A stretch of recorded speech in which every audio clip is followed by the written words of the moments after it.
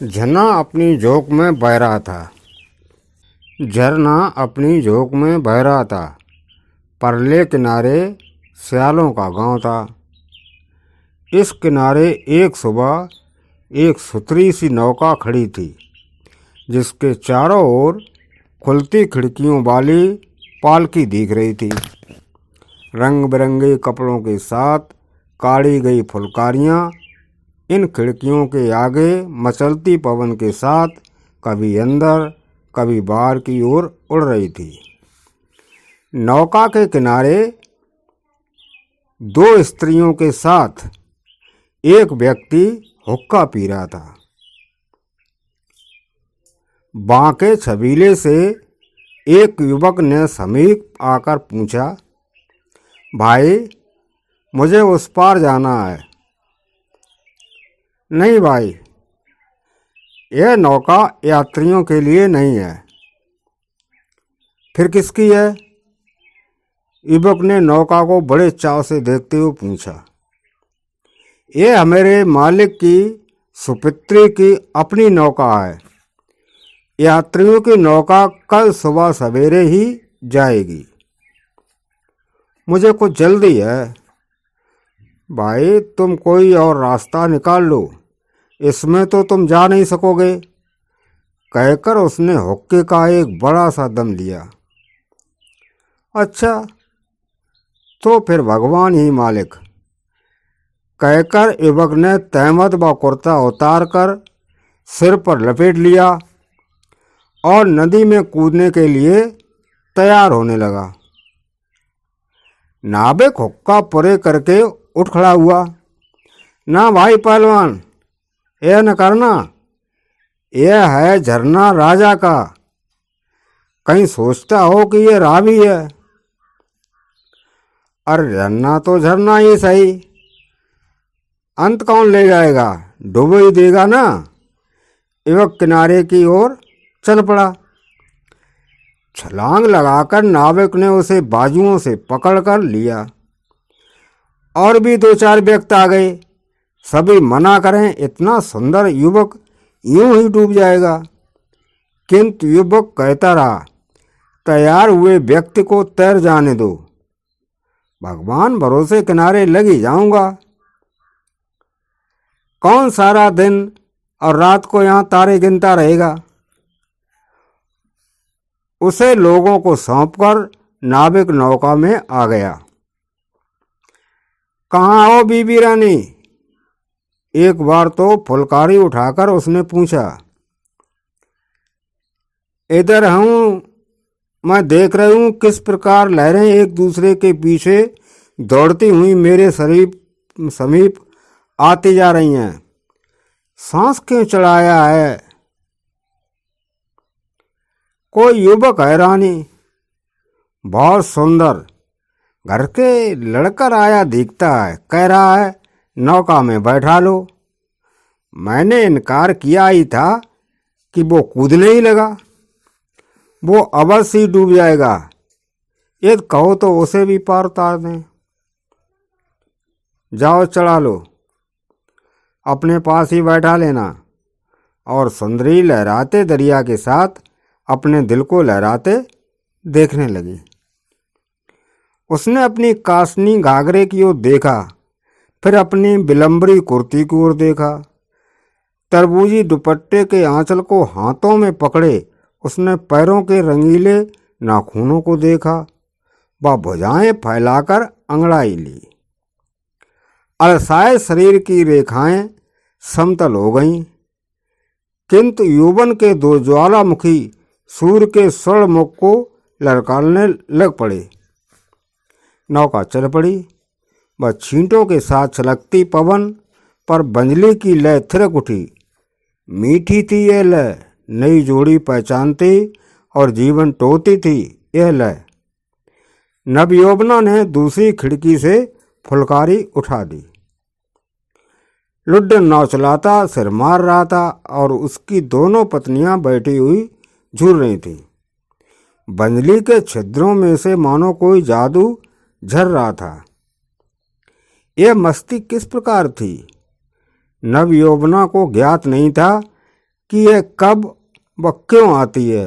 भले ही कितने ही अनपहचाने रूपों में ऐसी ही मस्ती नवयुवती ने अनुभव की थी।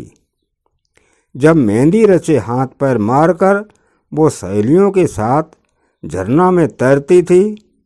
कईयों ने श्वेत झाग में से चिंगारियां उड़ती देखी थीं।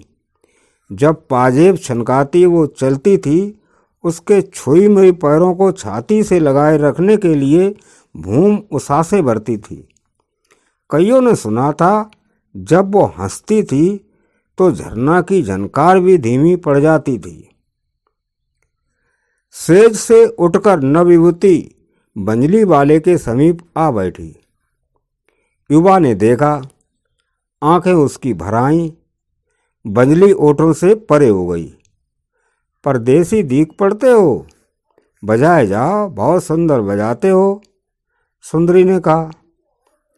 बंजली पुनः ओठों से लग गई व उसमें से कोई लय निकल पड़ी। झरना भी तड़प उठा। अपने किनारे तो उसे लहराने ही थे, तीनों युवतियों के दिल भी छलक उठे। एक दो तानों के बाद युवती उसे अपनी पालकी में ले गई। खिड़कियों पर से सभी फुलकारियां परे कर दी। बहुत प्यारी बंजली बजाते हो, पहले मुझसे कभी भी इतनी प्यारी नहीं बजी। संभवतः दरिया ही इसका कारण होगा। तुम्हारा नाम क्या है? नाम तो मेरा थीदो है, पर सभी रांझा रांझा ही कहते हैं। सुंदर नाम है राजा, झांझरों जैसा छलकता हुआ। रांझे के होंठ खिल उठे। अच्छा बता रांझे, तुम आए कहाँ से और तुम्हें जाना कहाँ है? युवती मानो उसे जानने का यत्न कर रही थी। आया तो तख्त हजारे से हूँ, पर बात बताने योग्य नहीं है। नौका ने स्कूला खाया। रांझा लड़खड़ा गया। हाथ से उसे संभाल कर युवती पछताई। मैंने तुझे खड़ा ही रखा, बैठ जा। तख्त पोस की वो संकेत करके नवयौवना ने कहा, तू परदेसी है, तेरे लिए परदेसिन।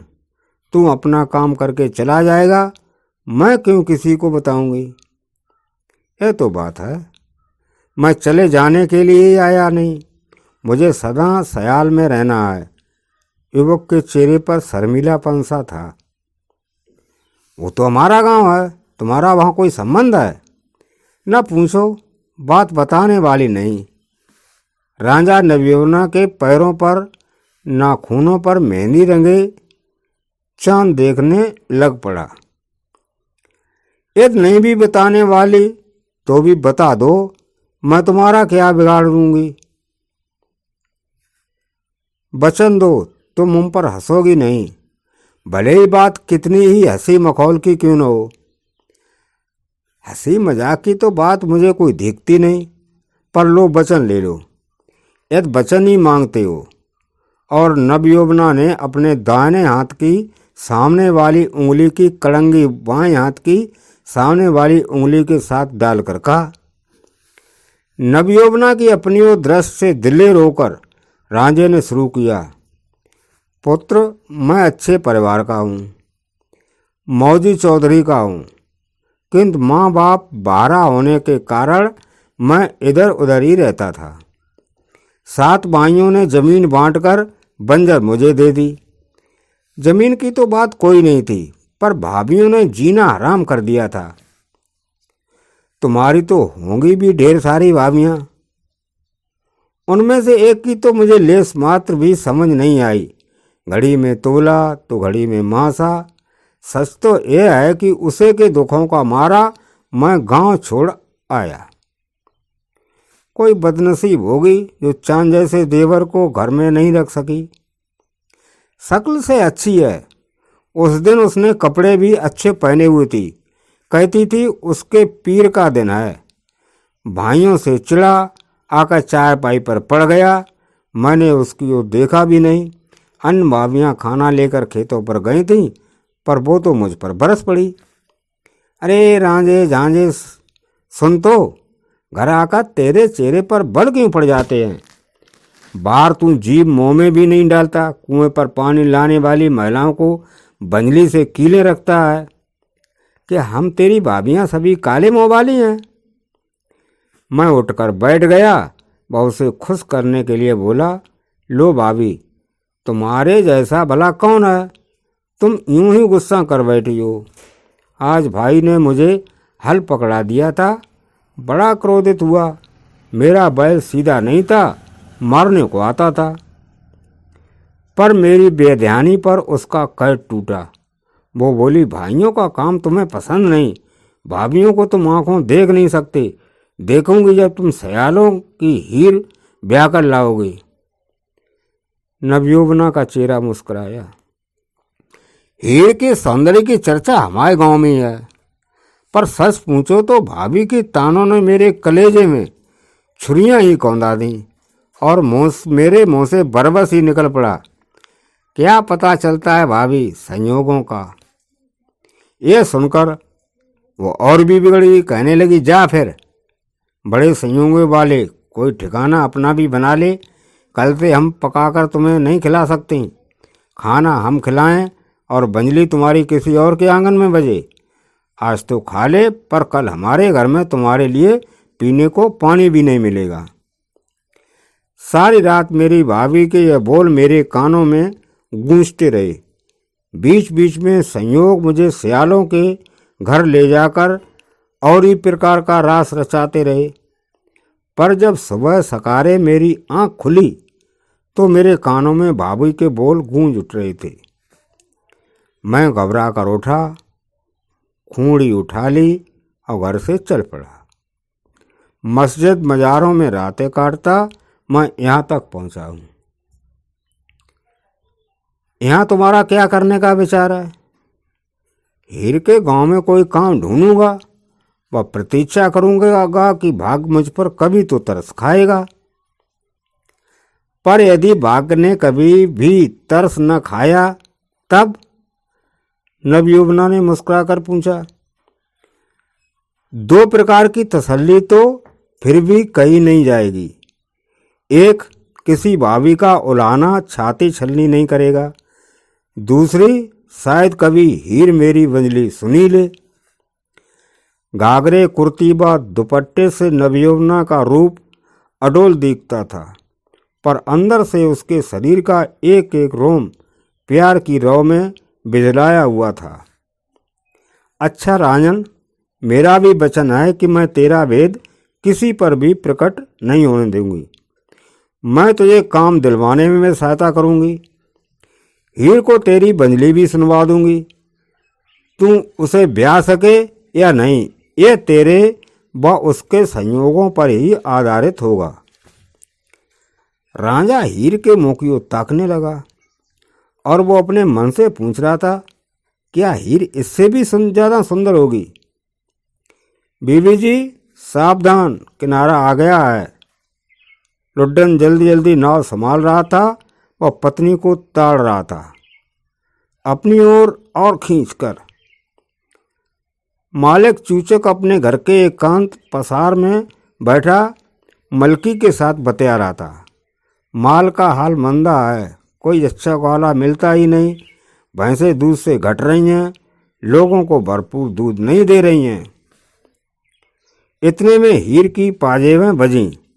वो माँ की चारपाई पर आ धमकी, भैंसों का रखवाला मैं ढूंढ लाई हूँ माँ। कहाँ ढूंढा है बिटिया? भैंसों की बात तेरा पिता भी कह रहा था। माँ है भी बहुत अच्छा, किसी अच्छे घर का जन्मा पला।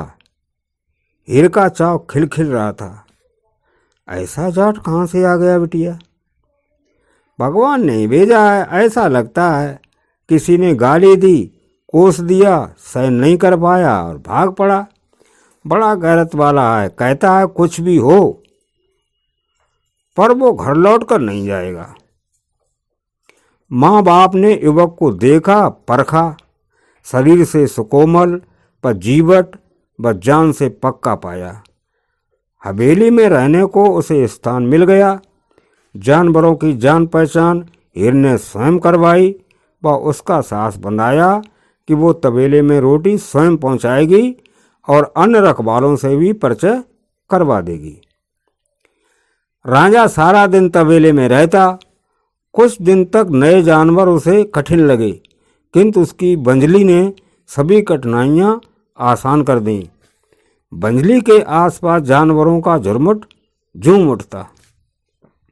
अपनी भैंसों की तुम चिंता न करना, मजाल है तुम्हारे ढोर डंगरों की कहीं से भी कोई शिकायत आए तू मजली सुना दिया कर। सारे ही रांझे के आशिक हो गए थे। जंगली बंजली की टेर के साथ गूंजने लग पड़े। कई जाट भी सुनने आ जाते, किंतु दोपहर होते ही वो बंजली कमर में अटका लेता और कहता, मेरी रोटी आने वाली है। हीर नित्य उसकी रोटी लाती, जो प्रायः वो स्वयं ही पकाती थी। इस रोटी में कितनी शक्ति थी कि राजा सुकोमल अंगों वाला अब नहीं था, वरन पूर्ण रोपेड़ गबरू जवान बन चुका था। कभी सामने बैठी हीर को हंसकर राजा कहता, कितनी भोली बनकर नौका में ही तुमने मेरा हाल पूछ लिया और स्वयं मुझसे छिपी ही रही। सच सच बताना रांझना, वो तुम्हारी भोली वाली अच्छी और सुंदर थी या यह तुम्हारे सामने बैठी हीर? दूध सी मीठी लस्सी का अंतिम घूंट पीकर वह मुस्कुराते होंठ पोंछकर राजा बताता है, वो नौका वाली हीर सच बताऊं बहुत सुंदर थी, कोई परी सी दिखती थी। पर यह सामने बैठी हीर बहुत प्यारी है, मुझे अपनी लगती है। मैं तुझ पर बलिहारी जाऊं रांझना, ला अपनी बंजली मुझे दे दे। सदा ही हीर बंजली मांग लेती या राजा स्वयं ही पकड़ा देता। यह तभी होता जब दोनों में से एक का दूसरे पर अधिक प्यार आता। राजा कहता, हीर यह बंजली मेरे ओंठों से लगी रहने के कारण मेरे ओंठ ही बन गई है। जरा फूंक मार तो इसमें, इसके छिद्रों में से तेरे ओंठ मेरे तक पहुंच जाएंगे। प्यार के झूले पर झूलते दो जीवन आपा भूल गए। रांझे को किसी का चाकर होना भूल गया और हीर को अपना अपनापन भूल गया था। नौका में बैठकर भंवर व नदिया में शैतानी करना वो भूल बैठी थी। उसकी माँ प्रसन्न थी, अब कभी भी कहीं से कोई शिकायत या उपालंब नहीं मिला। हीर कार कुशल भी बहुत हो गई थी। काट काट कर उसने छींके भर दिए थे। खाना बनाने में भी आधा काम उसने माँ का संभाल लिया। पहले चाकर सदा रोटी कपड़े व रहन सहन संबंधी शिकायतें ही करते रहते थे, किंतु यह चाकर तो यूं था जैसे कोई घर का ही व्यक्ति हो। न रूखी का गिला न सूखी की शिकायत। भैंसें प्रसन्न थीं। मलकी सारे गांव में दही लस्सी भेजने लगी थी। एक जोड़े के प्यार ने सारे गांव पर प्रभाव डाल दिया था। नव यौवनाओं की शरारतें रांझन की बंजली में सुर में ला दी थीं और युवतियों को हीर ने किसी न किसी कार में संलग्न कर रखा था। त्रिजनों में रौनक बढ़ गई थी और छेड़खानियां कम हो गई थी। हीर आत्मा थी उस घर की। उसके जीवंत व्यक्तित्व से हवेली जगमग चमक उठती थी।